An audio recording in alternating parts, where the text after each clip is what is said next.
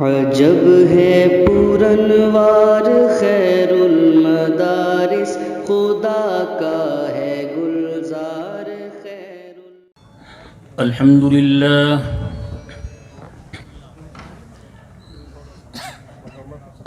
لله نحمده ونستعينه ونستغفره ونؤمن به ونتوكل عليه ونعوذ بالله من شرور أنفسنا ومن سيئات أعمالنا من يهده الله فلا مضل له ومن يضلل فلا هادي له ونشهد أن لا إله إلا الله وحده لا شريك له ونشهد أن سيدنا ومولانا محمدًا عبده ورسوله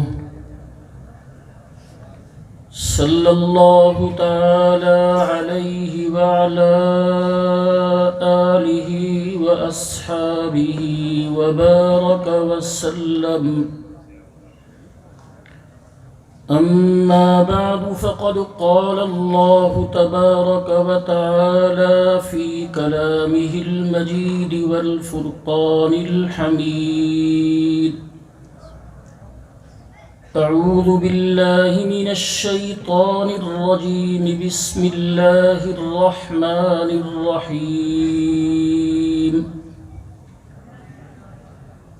لقد جاءكم رسول من أنفسكم عزيز عليه ما عنتم حريص عليكم بالمؤمنين رؤوف رحيم. صدق الله مولانا العظيم. سمجھدار درود شریف پڑھ لیں. اللهم صل على محمد وعلى آل محمد كما صليت على إبراهيم وعلى آل إبراهيم إنك حميد مجيد. اللهم بارك على محمد وعلى آل محمد كما باركت على إبراهيم وعلى آل إبراهيم إنك حميد مجيد.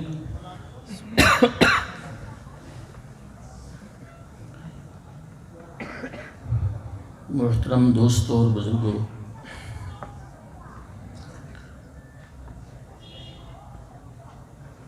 اس جلسے کا عنوان ہے سیرت النبی کانفرنس.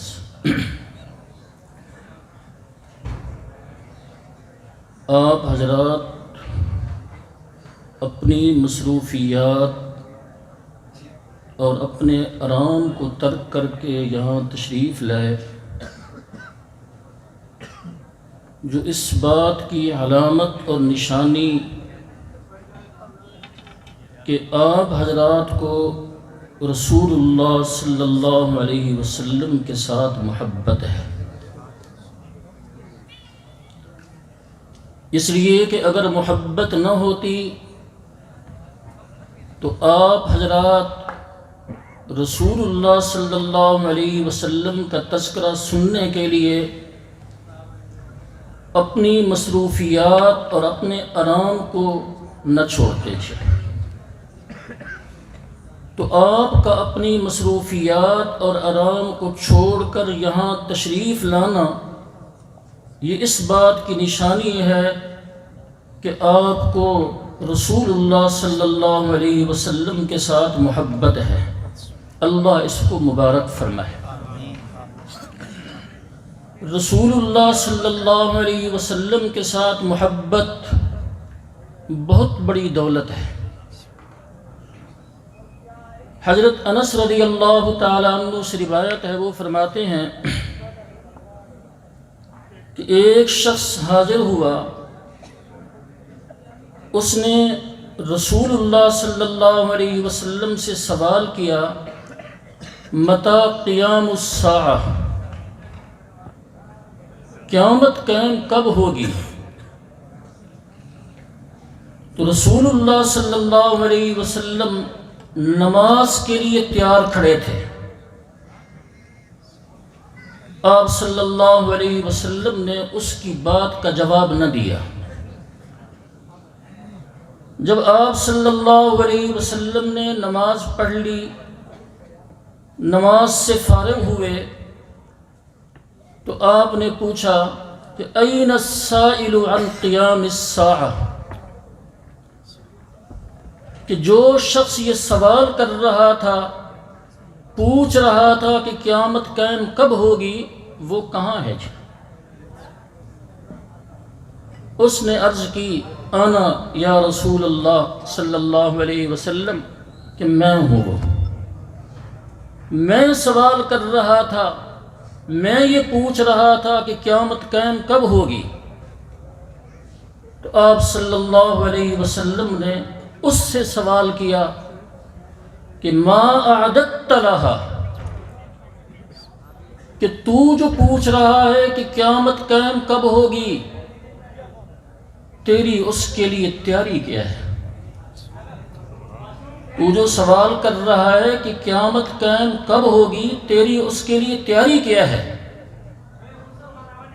تو اس نے عرض کی اے اللہ کے رسول صلی اللہ علیہ وسلم، فریض کے علاوہ کوئی زیادہ نوافل تو میرے پاس نہیں، الا انی احب اللہ ورسولہ، لیکن اتنی بات ہے کہ مجھے اللہ سے محبت ہے اور اللہ کے رسول صلی اللہ علیہ وسلم سے مجھے محبت ہے۔ تو فریض کے علاوہ زیادہ نوافل نہیں ہیں، لیکن مجھے اللہ سے بھی محبت ہے اور اللہ کے رسول سے بھی محبت ہے۔ تو رسول اللہ صلی اللہ علیہ وسلم نے اس پر فرمایا المرء مع من احب وانت مع من احببت، میں کل قیامت کے دن ہر آدمی اسی کے ساتھ ہوگا کہ جس کے ساتھ اسے محبت ہے، اور فرمایا تو بھی اسی کے ساتھ ہوگا جس کے ساتھ تجھے محبت ہے۔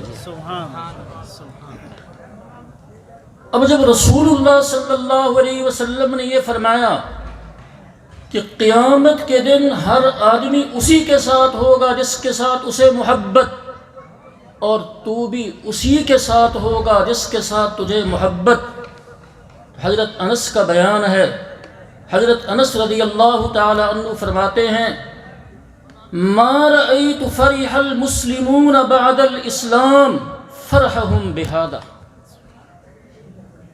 کہ اسلام قبول کرنے کے بعد صحابہ کرام کو جتنی خوشی آپ صلی اللہ علیہ وسلم کے اس ارشاد سے ہوئی کہ آدمی جس سے محبت رکھتا ہے کل قیامت کے دن اسی کے ساتھ ہوگا، تو حضرت انس فرماتے ہیں کہ جتنی خوشی جناب کے اس ارشاد سے ہوئی، اتنی خوشی کبھی کسی بات سے نہیں ہوئی جی۔ سبحان اللہ، سبحان اللہ۔ اس لیے کہ ان کو رسول اللہ صلی اللہ علیہ وسلم کے ساتھ سچی محبت تھی۔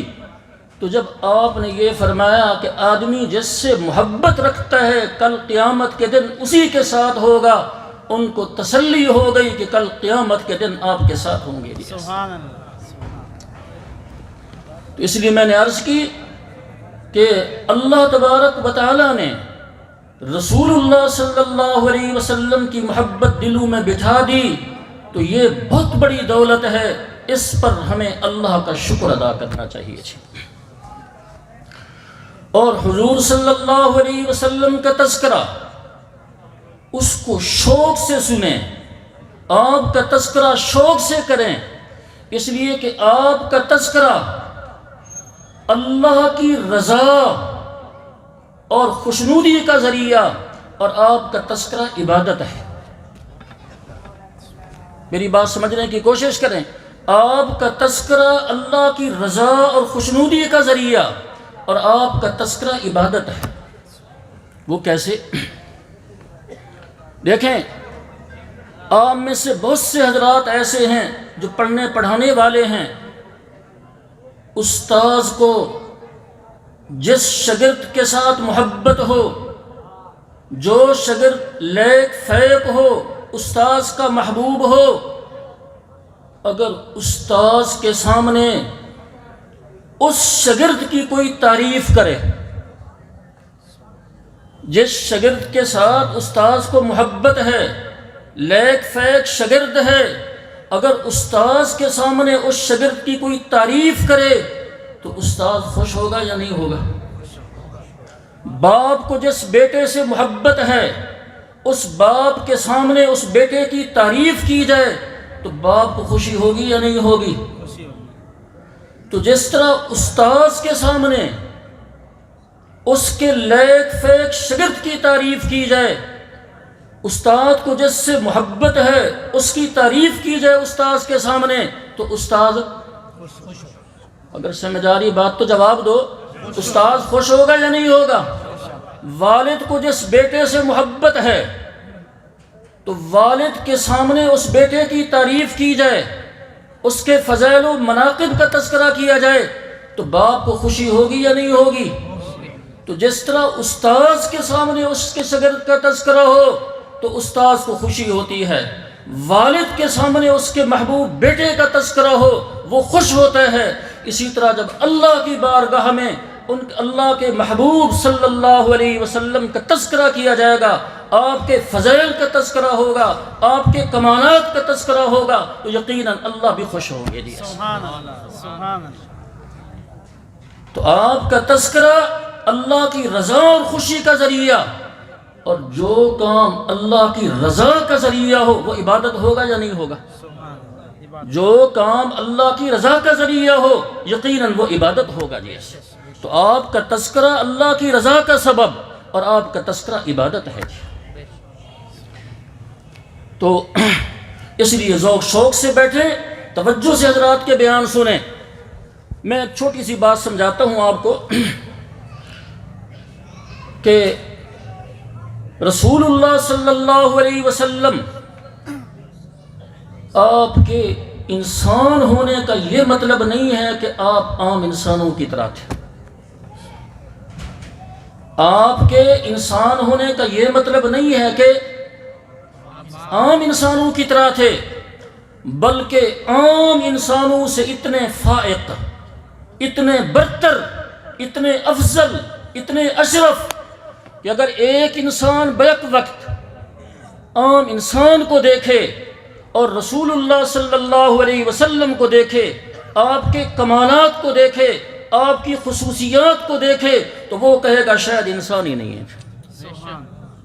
اتنے اشرف ہیں، اتنے افضل ہیں، اتنے فائق ہیں کہ اگر ایک انسان بیک وقت عام انسان کو دیکھے اور رسول اللہ صلی اللہ علیہ وسلم کے کمالات اور آپ کی خصوصیات کو دیکھے تو وہ کہے گا شاید یہ انسان ہی نہیں ہے۔ عربی کا ایک شاعر کسی کی تعریف کرتے ہوئے کہتا ہے ان تفق الانام وانت منهم فان المسك بعد دم الغزالی، کہتے ہیں اگر تو اپنے ممدوح کو کہتا ہے، جس کی تعریف کر رہا ہے اس کو خطاب کرتے ہوئے کہتا ہے کہ اگر تو مخلوق میں سے ہو، مخلوق میں سے ہو، مخلوق میں سے ہونے کے باوجود ساری مخلوق سے فائق ہو جائے کا کوئی تعجب کی بات نہیں ہے۔ ہو مخلوق میں سے لیکن ساری مخلوق سے تو فائق ہو جائے یہ کوئی تعجب کی بات نہیں ہے، اس لیے کہ مشک ہرن کے خون کا ایک حصہ ہوتا ہے۔ سبحان اللہ۔ تو مشک ہرن کے خون کا ایک حصہ، لیکن ادھر خوشبو ہے ادھر بدبو ہے۔ مشک میں خوشبو ہے اور باقی خون میں بدبو ہے۔ مشک پاک ہے باقی خون ناپاک ہے۔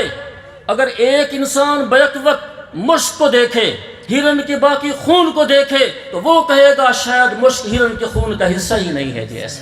سبحان اللہ، سبحان اللہ۔ اس لیے کہ ادھر خوشبو ہے ادھر بدبو ہے، اور یہ پاک ہے یہ ناپاک ہے۔ تو اگر ایک انسان بیک وقت مشک کو دیکھے، ہرن کے باقی خون کو دیکھے، تو وہ کہے گا شاید مشک ہرن کے خون کا حصہ ہی نہیں ہے۔ تو اسی طرح رسول اللہ صلی اللہ علیہ وسلم انسان تھے مگر عام انسانوں کی طرح نہیں تھے۔ آپ کا مقام تو بہت ہی اونچا، آپ کی ازواج مطہرات، قرآن تو ان کے متعلق کہہ رہا ہے یا نساء النبی لستن کاحد من النساء، کہ اے نبی کی بیویوں تم عام عورتوں کی طرح نہیں ہو، تم عام عورتوں کی طرح نہیں ہو۔ تو نبی کی بیویاں عورتیں مگر عام عورتوں کی طرح نہیں، جیسے مشک ہرن کے خون کا حصہ لیکن باقی خون کی طرح نہیں ہے۔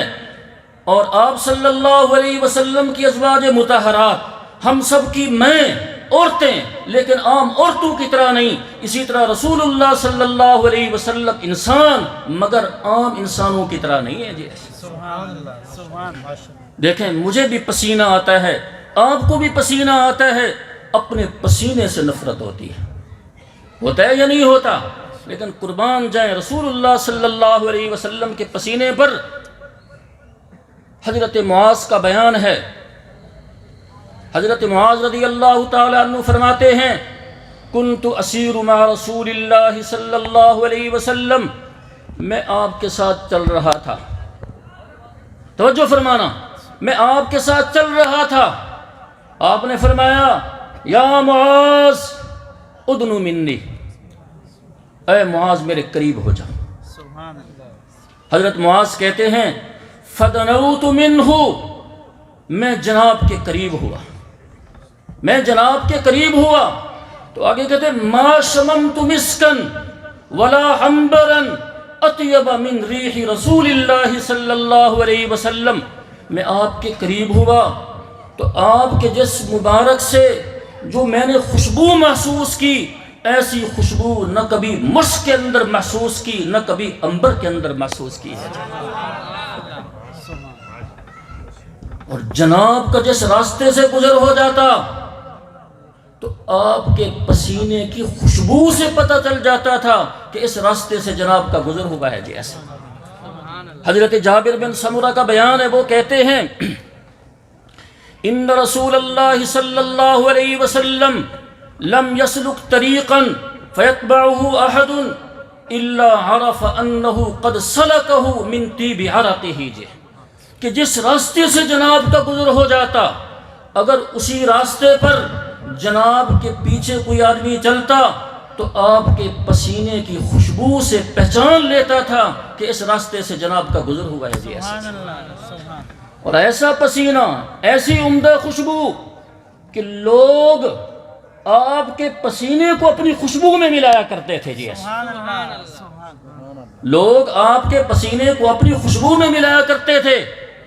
حضرت انس کا بیان ہے، یہ کہتے ہیں کہ رسول اللہ صلی اللہ علیہ وسلم ہمارے ہاں تشریف لائے، فقال، آپ نے قیلولہ فرمایا، دوپہر کا آرام فرمایا، آپ کو پسینہ آ گیا۔